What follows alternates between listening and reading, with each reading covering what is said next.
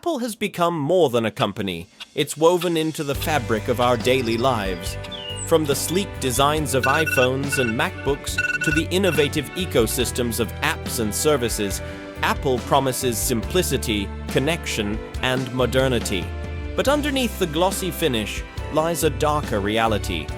This is the story of the shadows behind the shine of Apple. In 2007, Steve Jobs stood on a stage and changed the world with the release of the first iPhone.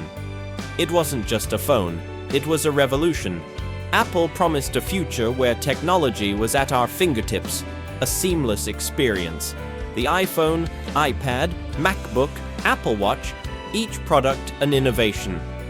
As Apple's products became a status symbol, few asked, who truly pays the price for innovation? Beyond the product launch events and keynote speeches, there's a side to Apple's success that doesn't make it into the ads. Most Apple products are assembled in factories like Foxconn in China, but these workers don't experience the glamour of Silicon Valley or the sleek design of the latest iPhone. For them, the iPhone represents endless hours of grueling work for wages that barely sustain them. We worked 12-hour shifts, sometimes without breaks. The pressure was immense. If you didn't meet the quota, you'd lose pay. People would collapse from exhaustion, and they wouldn't let us leave until the shift was over. In 2010, a wave of suicides rocked Foxconn's factories. Workers, pushed to the brink by harsh conditions and unrealistic demands, chose death over another day on the assembly line. Foxconn responded not by improving conditions but by installing safety nets, so when workers jumped, they wouldn't die. The magic of Apple's devices lies in its technology: batteries, processors, sleek touchscreens. But to make these miracles of engineering, Apple needs rare earth minerals like cobalt and tantalum. Much of this cobalt comes from the mines of the Democratic Republic of Congo. We work from sunrise to sunset. Many of us are just kids. We dig, hoping to find enough to feed our families. It's dangerous. Cave-ins happen all the time. Without the cobalt mined in places like these, Apple's devices wouldn't exist. But for the people here, this mining isn't innovation. It's a fight for survival in one of the poorest regions of the world. Every iPhone sold contributes to a system that exploits their labor and their lives. My iPhone 6 is barely working. The battery drains in just a few hours, and it keeps freezing up. Do I really need to buy a new one? It sounds like your phone is due for an upgrade. The newer models are much faster, and the battery life is better.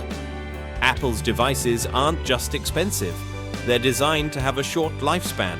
Software updates slow down older models, batteries deteriorate, and before long, users are forced to upgrade. It's called planned obsolescence.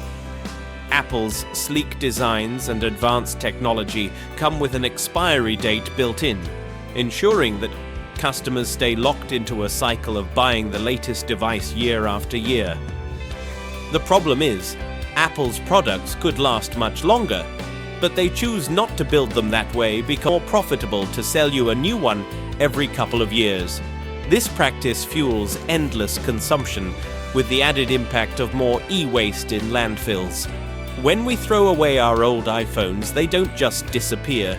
Most end up in landfills like this one in Agbogbloshie, Ghana, where workers, often children, dismantle and burn electronics to salvage small amounts of copper and other valuable metals. I've been working here since I was 11. The smoke makes it hard to breathe, but we need the money. These workers are exposed to toxic fumes that damage their lungs and poison the environment. Apple claims to recycle, but the reality is that much of the world's e-waste ends up here, in places far from where their products are sold. Apple's profits are astronomical, hundreds of billions of dollars each year. But despite being one of the wealthiest companies on the planet, Apple has a long history of using offshore accounts and legal loopholes to avoid paying taxes. Apple routes much of its profits through Ireland, where corporate taxes are lower. In 2013, they were found to have avoided paying billions in US taxes by shifting their profits overseas.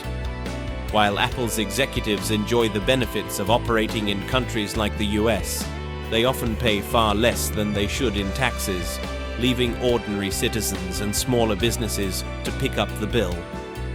I thought about switching to Android, but then I'd have to give up iMessage. Plus, my Mac wouldn't sync with it. Yeah, once you're in the Apple ecosystem, it's too hard to leave. Apple has perfected the art of locking consumers into its ecosystem. Once you start using Apple products, it becomes difficult to switch to alternatives. Each product is designed to work seamlessly with others, creating a closed loop that discourages competition and consumer choice. Apple's strategy is brilliant but also manipulative. By making it so difficult to leave their ecosystem, they ensure that consumers stay loyal, not because of superior technology, but because the inconvenience of switching is too high. Apple's success isn't just about technology, it's about the story they tell. Their marketing is genius, creating an emotional connection between the product and the user, but this connection blinds us to the darker realities. Apple wants you to see their devices as a symbol of creativity, innovation, and freedom.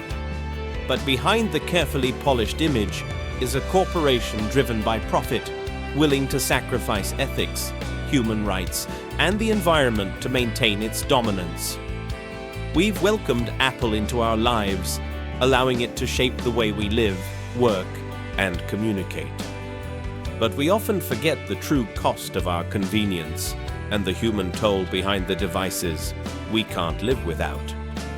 Next time you hold an Apple device, remember, the innovation you see comes with a price far higher than you realize. This is the dark side of Apple.